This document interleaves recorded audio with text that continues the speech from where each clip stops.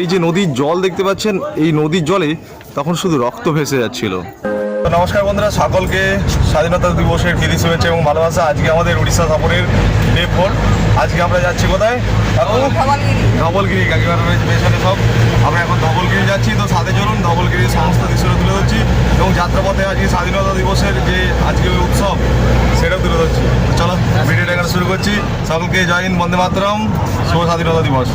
আমরা এই বাসটাই করে এসেছিলাম, আমাদের বাস রেখে দিয়ে এই বাসটাই চেপে আমরা ধবলগিরির উদ্দেশ্যে চলে এসেছি। একে একে করে আমাদের সব নামছে, আমাদের সব সহযাত্রীরা সবাই এসেছি আমরা একসাথেই। তো এখন নেমে পড়ছেন, আমরা এখন যাব ধবলগিরির উদ্দেশ্যে। সাথে চলুন। জয় জয় জগন্নাথ। সবাই কোথায় গেল আসছে, তো সবাই একসাথেই আমরা যাব, তাই জন্য আমরা একসাথে অপেক্ষা করছি। भाई इधर में फ्लैग मिलेगा? फ्लैग, नेशनल फ्लैग नहीं मिलेगा? चलिए चलो সবাই চলিয়ে ভাইগিরি করে যাচ্ছি আমরা এখন।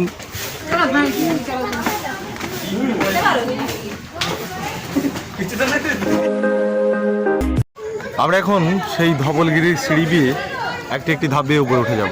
সাথে চলুন, আপনাদেরও গৌতম বুদ্ধের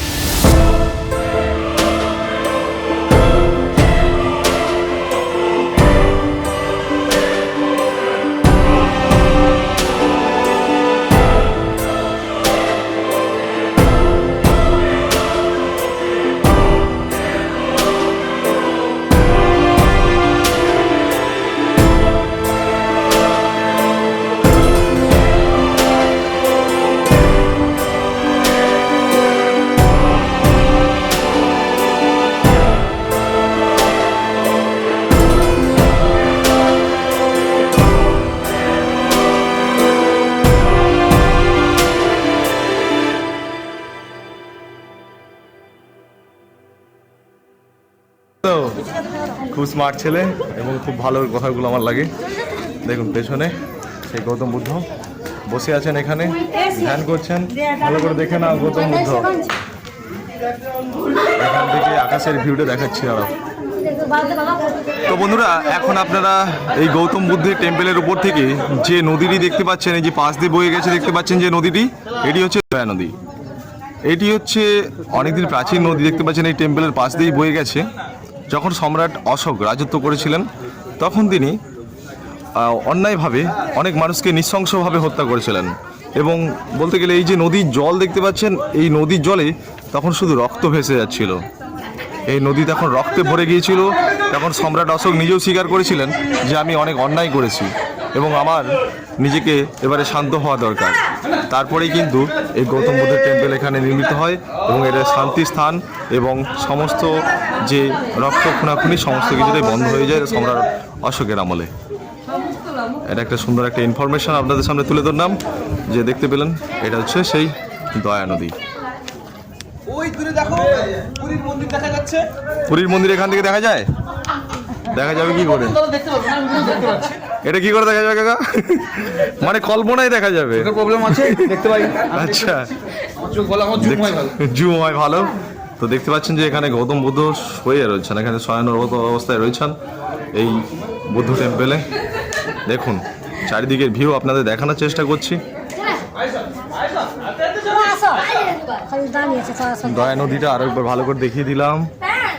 সমস্ত ছবি টবি তুলে নিচ্ছে আমাদের যারা এসছে সকলেই ছবিও তুলে নিচ্ছে। খুব ভালো একটা ভিউ, সুন্দর। ছবি টবি তুলে নাও। এখানে গৌতম বুদ্ধের আর একটি সুন্দর মূর্তি রয়েছে, পুরো একবারে ব্ল্যাক স্টোনের মতো একটা সুন্দর পাথরের। অ্যাকচুয়ালি কি বলুন দেখি, এই যে মন্দিরটা, এই মন্দিরটার আরেকটা বিশেষত্ব দেখতে পেলাম। কেবলমাত্র সামনের দিক থেকে এসে গৌতম বুদ্ধকে দর্শন করবে সেটা নয়, মন্দিরের চারিদিক থেকে যেই সিঁড়ি দিয়ে আপনি আসুন না কেন, সমস্ত সিঁড়ি দিয়ে কিন্তু দেখতে পাবেন গৌতম বুদ্ধের যে কোনো একটা মূর্তি। খুবই ভালো একটা বেশ সুন্দর মন্দির। এখানে এসে সত্যি মানুষের যে অশোকের যেমন মন শান্তি লাভ করেছিল, সমস্ত খুনাখুনি বন্ধ করে ফেলেছিলেন, আমাদের এসে সত্যি একটা শান্তি ভাব হচ্ছে, খুবই ভালো লাগছে। আরও যে সমস্ত এখানে ভিউগুলো রয়েছে তো আমাদের সামনে তুলে ধরার চেষ্টা করছি, সাথে থাকুন। এদিকে পুরো একবারে জঙ্গলে ভর্তি, অনেকটা উঁচুতে এই টেম্পল। শহরে যে বাড়িগুলো রয়েছে, এখানে নদীর ধারে যে সমস্ত বাড়িগুলো রয়েছে সেগুলো অনেক ছোট ছোট লাগছে। এদিকেও একটা টেম্পলের সুন্দর মূর্তি রয়েছে, পেছনে দেখতে পাচ্ছেন, ছবি তুলে নিচ্ছে অনেকেই। এদিকেও একটা টেম্পলের সুন্দর মূর্তি। চলুন আমরা সামনে গিয়ে দেখি এবং এখান থেকে বিদায় নেব। তারপরে আরও যে সমস্ত আমাদের আজকে ভিজিটের প্লেসগুলো রয়েছে সেগুলো আপনাদের সামনে তুলে ধরবো, তো সাথে থাকুন।